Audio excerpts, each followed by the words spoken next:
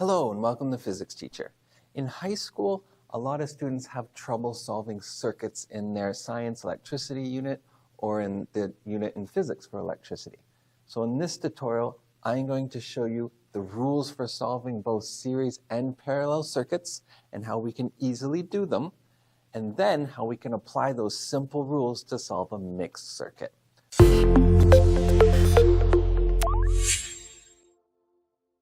So let's start with our series circuit. So this is a series circuit because it has one pathway. We are told the voltage at the battery, and we are told the resistance at each of those three resistors. Now, you can set up a chart if you like. You don't have to, but I know a lot of students like to set up a chart to organize what they know. So our total voltage then is 300 volts.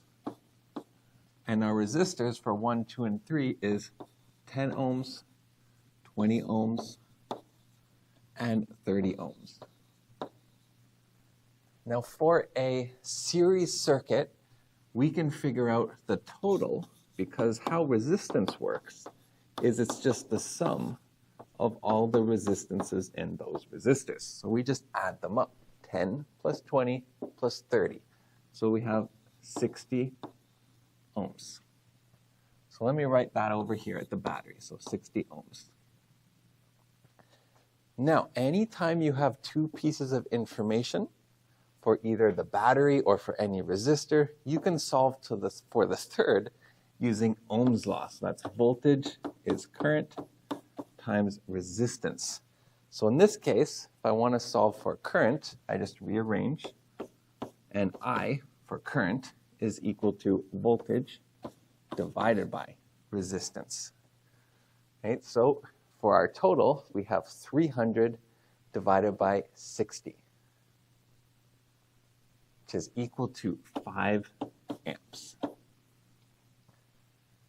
Now, in a series circuit, the current is the same. So I total is equal to I1, which equals to I2, which equals to I3, and so on. So I know that this is going to be 5 amps, this is going to be 5 amps, and that is going to be 5 amps.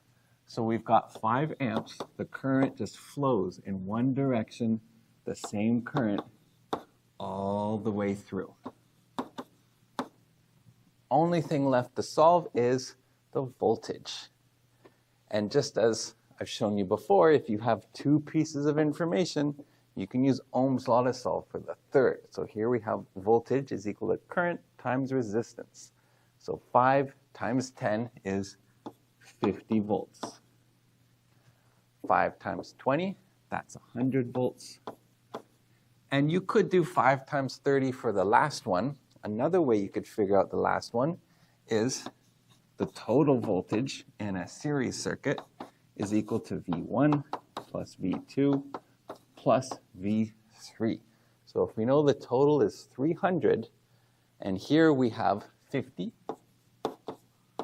plus 100, well, that's 150. What else do I need to add to get 300? Well, another 150. Okay, so that is us solving series circuits. Now let's look at the rules for a parallel circuit. Let's go and clear our chart here. All right, so here we have a parallel circuit because we have multiple different pathways that we can take, or the current can take. So the current splits. We have 20 volts at the battery, and then we have 3 resistors, 10 ohms, 10 ohms, and 20 ohms. So to figure out the total resistance, we can't just add. For a parallel circuit, it's a little more complicated. It's 1 over R total equals 1 over R1 plus 1 over R2 plus 1 over R3, and so on if we had more of them. So we have 1 over 10 plus 1 over 10 plus 1 over 10. If I solve that, we get 1 over R total is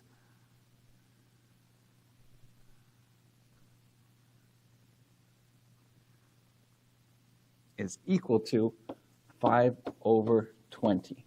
And that's just me adding these fractions. If you can do that in your head, fine. If not, go ahead, use a calculator. It doesn't matter.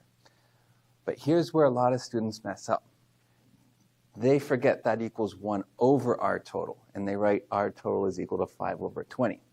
It's not true. You first have to flip or take the reciprocal of both sides. So when you do that, R total is equal to 20 divided by 5, which is 4 ohms. So our total resistance is 4 ohms. Notice the difference between that and what we had for a series circuit. The total resistance increases the more resistors you add.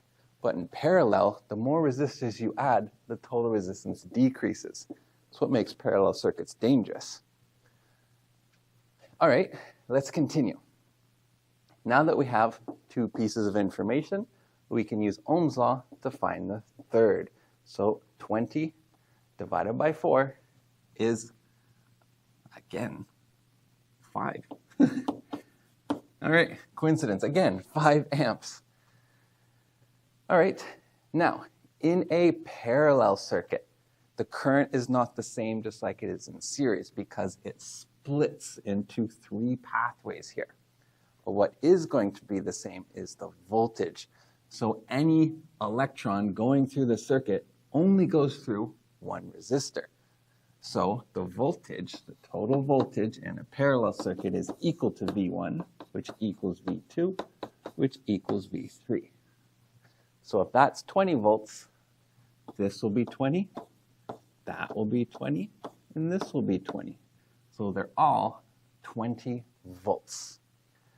And then, once you know 2 pieces of information, use Ohm's law to find the third. So current is equal to voltage over resistance. So 20 over 10, that's 2. 20 over 10, that's 2.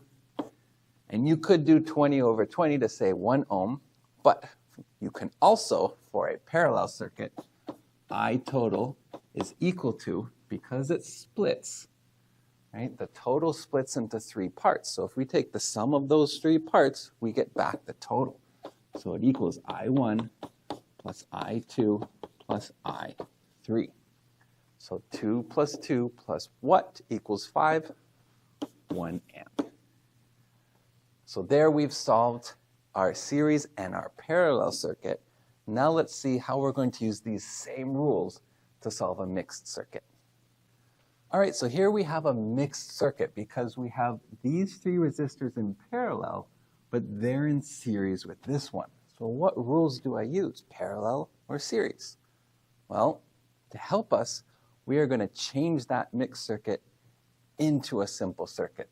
So I'm going to redraw it. And how I'm going to redraw it is I'm going to try to come up with a resistor that I can replace those 3 resistors with that will give me the equivalent circuit. So it's called an equivalent resistance. So if I redraw it, we just have that resistor that I'm going to replace the 3 with, and then we still have R4 here and R5 here.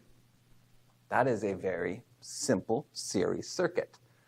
So here we have 4.5 volts at the battery, and then 1 ohm here, and 6 ohms here. The question is, what would the resistor, or the resistance of that resistor be? To figure that out, we can see that this is a parallel, not a parallel circuit, but these 3 resistors are in parallel. So I can figure out what their total resistance or their equivalent resistance is. Now some textbooks write this as R parallel, other ones write it as R equivalent, some will write it as R123, whatever you want to call it.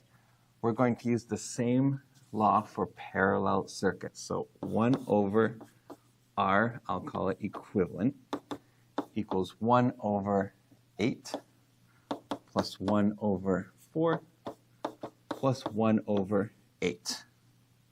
So remember, that's 1 over Req, and that is going to equal, this is 2/8, so 4/8. If we flip both sides, we'll get Req equal to 8 over 4, which is 2 ohms. So we're going to write this resistor as 2 ohms. Now that we've done that, we can solve this circuit just as we did the very first circuit in this video. For a series circuit, add the resistance to get your total. So 6 plus 2 is 8, plus 1 is 9, so 9 ohms. Then you can use Ohm's law when you have two pieces of information. So we're going to do current is equal to voltage over resistance. So 4.5 over 9, so that's a half, or 0.5 amps. The current is the same in a series circuit, so this is also 0.5 amps. This is 0.5 amps, and this is 0.5 amps. Then again, once you have two pieces of information, use Ohm's law to find the third. So voltage will equal to current times resistance. So this will be 1 volt, or I'll write 1.0 volts. This would be 0.5 volts. And this one will be 3 volts. And you can do a check on yourself, because in a series circuit, they should add to 4.5 volts, which they do. 1 plus 0.5, which is 1.5 plus 3, is 4.5. Now the information we gathered for R4 and R5 are the same in this circuit. So I can write down that information in my chart here. So for R4, the voltage is 0.5 volts, and the current is 0.5 amps. And for R6, we have 3 volts and 0.5 amps. And it's the same as the battery. So the total resistance is 9 ohms, and current is 0.5 amps. But I still don't know what R1, 2, and 3 are. So let's look at this one.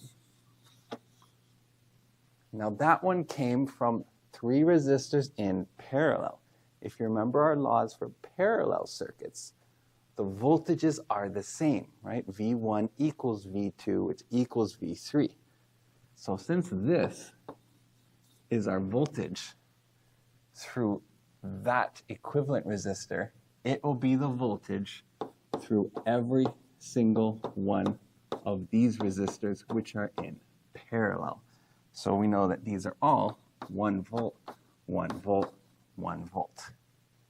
Once you have that, two pieces of information, you can solve for the third.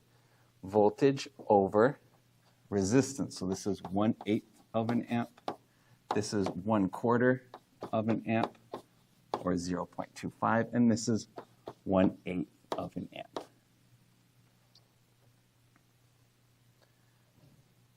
All right, I hope that little tutorial helped. If you still have questions, let me know in the comments.